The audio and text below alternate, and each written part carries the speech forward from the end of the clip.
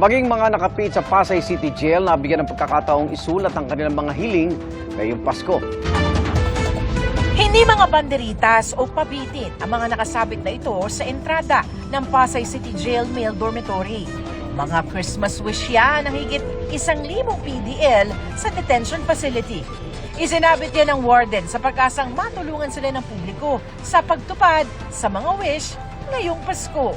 Sana kumuha sila, mag-pick sila ng kahit na isa lang para at least makatulong sila, mabigyan nila ng ngiti ang mga PDL natin. Marami po kasi tayong mga PDL na walang mga dalaw. Pag nabasa niyo po yung mga wish ng mga PDL sa atin, napakasimple lang. Kung meron tayong mapapasaya kahit isang tao, bakit naman hindi galing sa kanila?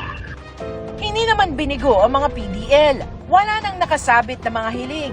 Dahil ang mga ito, wish granted na. Sir, bakit yan po yung hiniling ninyo? Tagal ko na po kasi hindi nakakakain itong halo-halo kaya ito po yung wish ko. Mga mumunding kahilingan lang yung nakasulat dito sa mga wish ng mga PDL dito sa Pasay City Jail. Meron nanghihingi ng donut, may nanghihingi ng munggo, may nanghihingi ng loaf ng tinapay. Karamihan ang gusto fast food.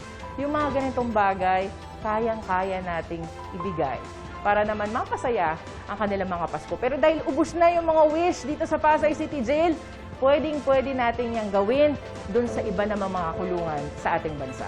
Marami ring willing na magbigay. Hindi lang nila alam.